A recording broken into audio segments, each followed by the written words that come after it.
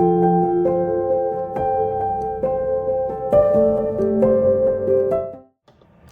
everyone, and welcome back. Super excited for you to be here because we are going to go ahead and seed start some black-eyed Susans. My name is Kristy and I am located in Western Massachusetts, Zone 6A, with an average last frost date of May 15th. Now this year it is moved up to May 10th, but we're going to go ahead and get started anyways because I want to get a good jump start on my perennials. Now, black-eyed Susans come in many different varieties, but these ones are super special to me. I don't know the exact variety these are because we harvested them from my parents' house. They have them come up every single year. Even though they are usually a tender perennial, they do self-seed, and I can tell you I have so many seeds from just probably about 20 or 30 heads that we collected in the fall. But what's awesome about these is that not only did my mom have these at her house, she also got these originally from her mom's house. So we're going to have it in 3 different generations of households.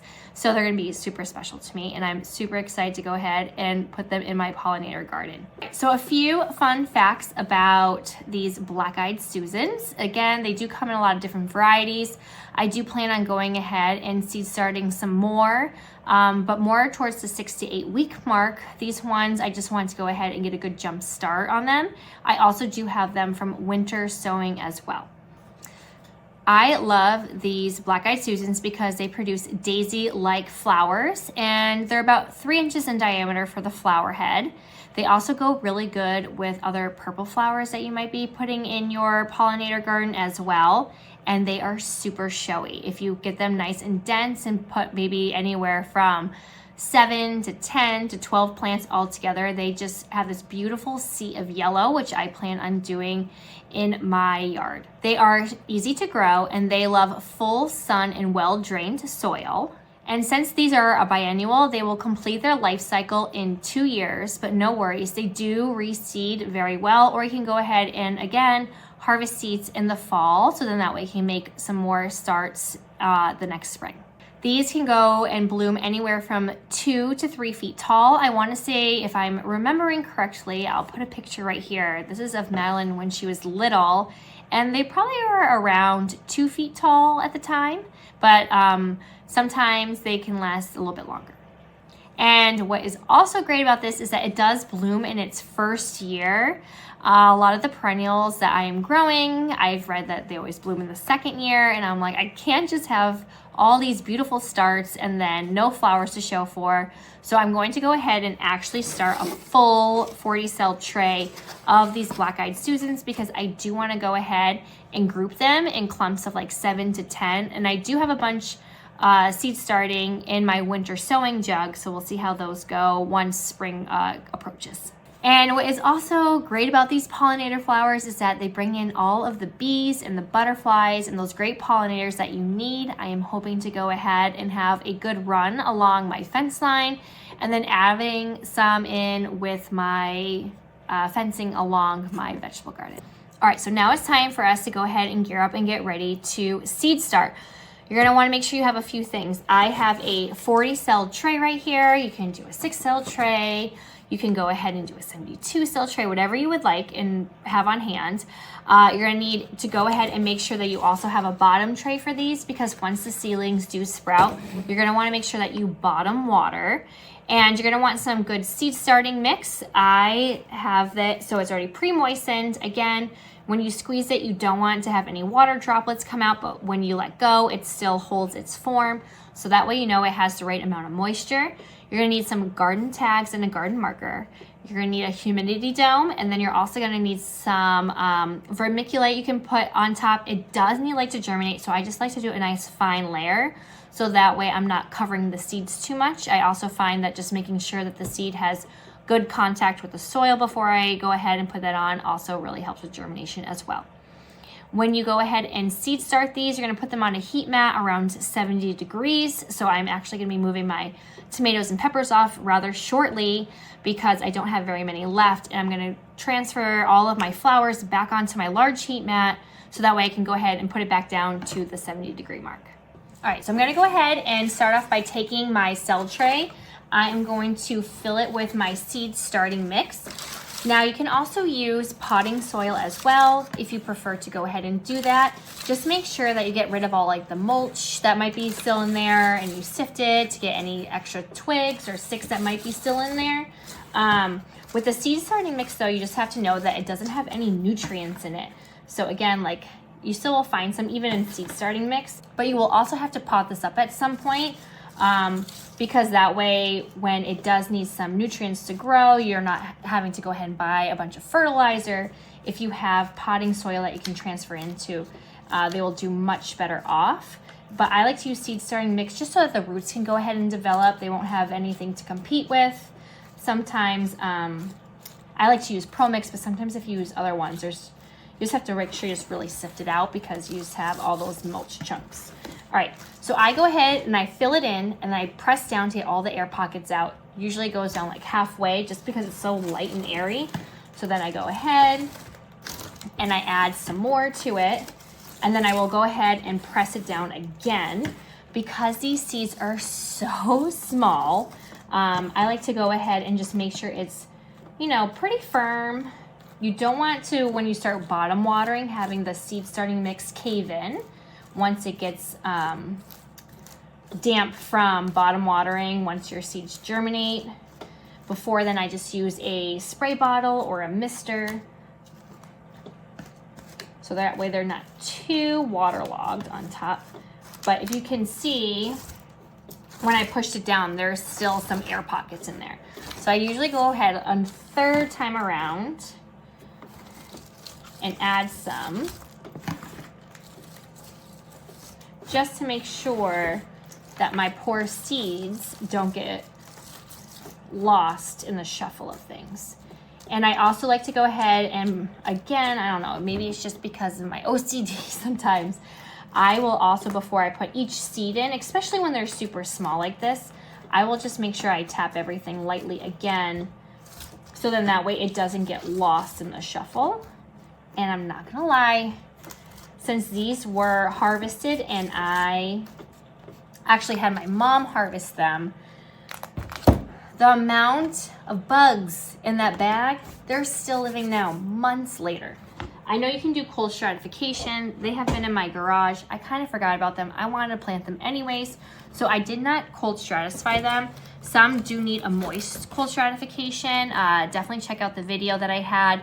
It's where you go ahead and moisten a paper towel, put your seedlings on, put them in a Ziploc bag, and then you can go ahead and put them in like the crisper jar of your refrigerator, and you leave them in there anywhere from like 30 days to 2 weeks, maybe 60 days. And that is how you can go ahead and get that cold stratification process going. I did not cold stratify mine. I have mine in a solo cup. I have a toothpick and a shot glass full of water because the seeds are so small for me to pick them up. Normally I would just dump them on my hand and, you know, place them in there, but because there were so many bugs, like there were still spiders and I don't even know what was still in there, I didn't want to go ahead and dump it on my hand. So we have our cell tray ready to go and we're gonna get started. All right, so I have a clear solo cup here. This still has the chaff in it, so I'm gonna have to separate them. That's why I'm gonna be using a toothpick this time. And I'm just gonna put it on a paper plate and just lightly, I mean, you can get so many seeds just from a few seed heads. It's insane. So I'm just gonna go ahead and use a toothpick. And you can tell which one is the chaff and which one is the seed just by looking at them. The seed is going to be a little bit thicker and shorter. So I'm just gonna take this, I'm gonna wet it, hopefully not lose it. And then I'm going to just lightly pick one up, and you can get it right on the tip, and I'm just gonna place 2 of them on each cell. And this might take me a little bit of time, so I'm just gonna go ahead and do a few with you, and then we'll go ahead and time lapse it. I didn't do my garden tag yet, but I'm going to go ahead and make sure, especially, that I mark these as ones from my parents' house. I was just super excited to add them. They come back every year, and it just makes this most amazing border in their walkway. So that is why I want to grow them. I also want to go ahead and add some on the side of my house, so when people drive by, they see that nice sea of yellow. These ones will go into my pollinator garden. I do have some that I got from my farm, that I harvested, I should say, from my farm share last fall, which I will go ahead and put at the side of my house. This year, I want to do the Indian summer there. All right. So I'm gonna go ahead and pick one up. It looks like there's no bugs in here, thankfully, but I'm gonna see if I can go ahead and show you how, actually, teeny tiny these seeds. And if you just wet it, it just sticks just like this, and it's awesome. And again, I'm just gonna put them on opposite corners. So then that way, if two of them grow together, that is totally fine by me. I'm also gonna go ahead and plant some of these at the school that I work at. If you saw some other videos, I might have mentioned that I'm going to go ahead and add some more flowers to the garden bed. All right, I'm gonna do one more, and then we're gonna go ahead and speed this up for you. Because I don't know about you, but I don't have all day. Again, it is nap time. This is when we, this is the only time I can go ahead and get this going is during nap time, which is totally fine by me in the nice silence of things. So let's go ahead and speed things up.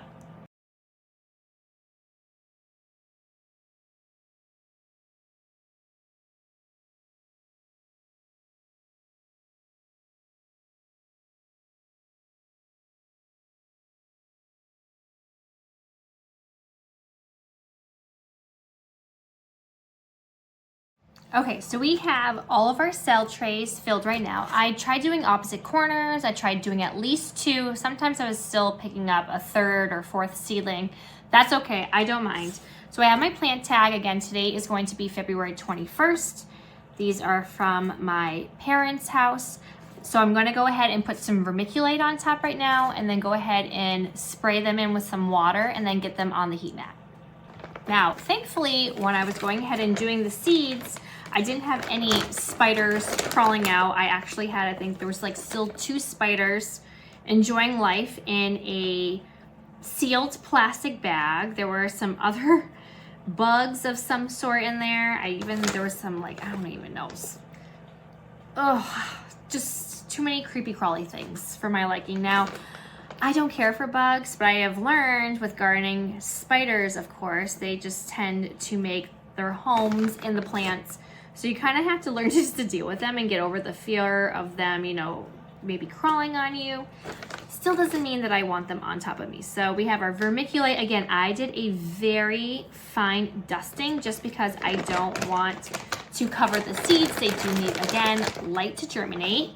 So once I have this closed up, so I don't hopefully knock it over, we are going to go ahead and spray them in.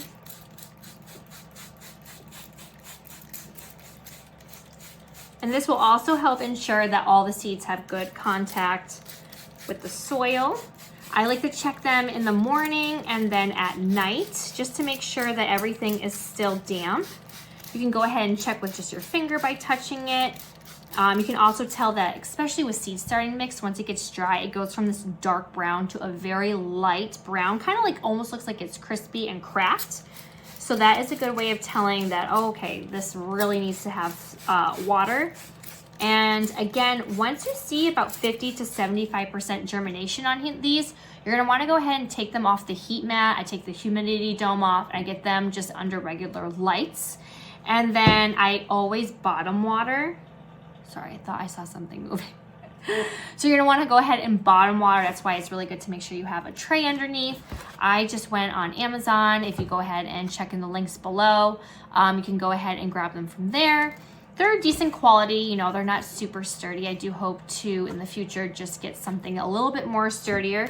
But as a beginner gardener, these are great. I don't need anything too expensive right now. So we have these, they're good to go.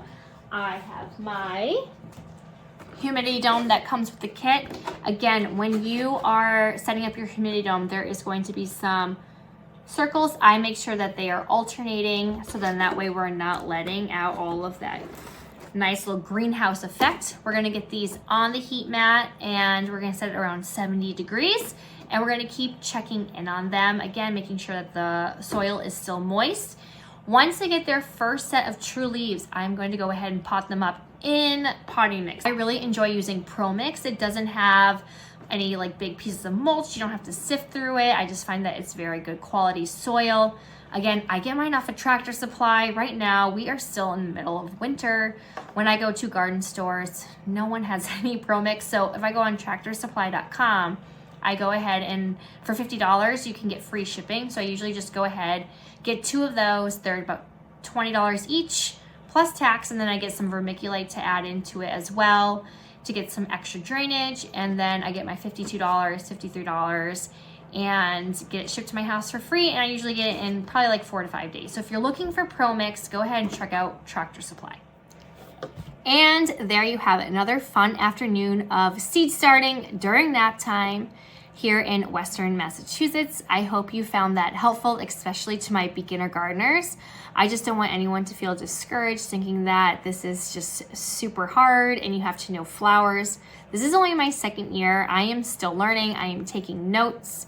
I am someone that just likes to keep on improving on things that I don't know anything, too well with. And I hope that having these simple, easy videos helps someone else in their garden as well. Again, my name is Kristy, and thank you for joining me from Western Massachusetts, located in Zone 6A. If you found this helpful and you want to keep tagging along, especially because spring is coming soon, we have less than 30 days as of now, and I can't wait to go ahead and get out in the garden with you and show you what the perennial garden looks like in a few short months. So definitely go ahead, hit like and subscribe, and hit that bell button so then you can go ahead and be tuned in with updates. Thank you so much for joining me again, and I hope to see you soon. Bye.